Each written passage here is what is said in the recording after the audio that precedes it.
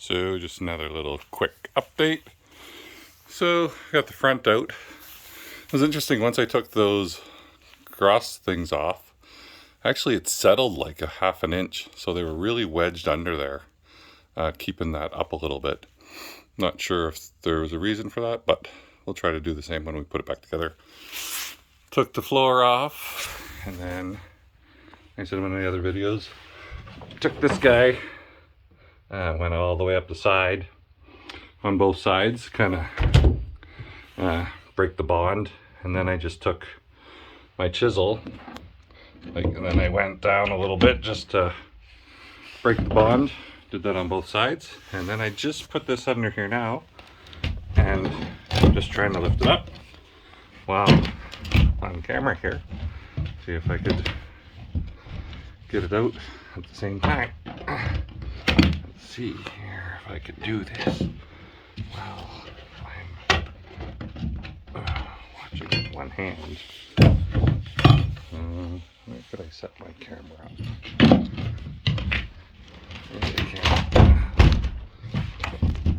You can see, almost got it out.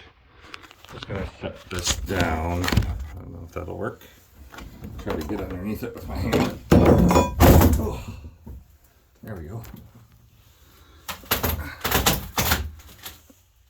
So, it actually came out all in one piece. Oh, am I upside down with the camera here? I have no idea. Anyway, there we are.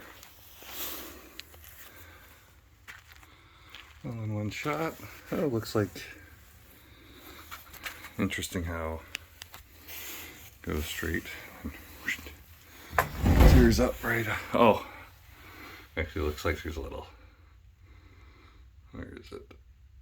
A little piece of wood right there. So that's nice. That'll be a good template.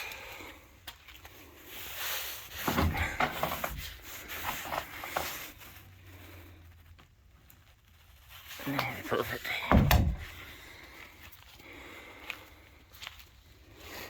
Yeah, looks good.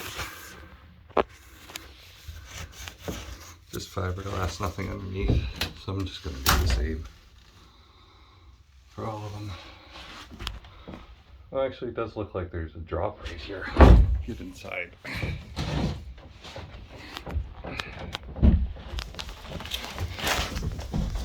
So,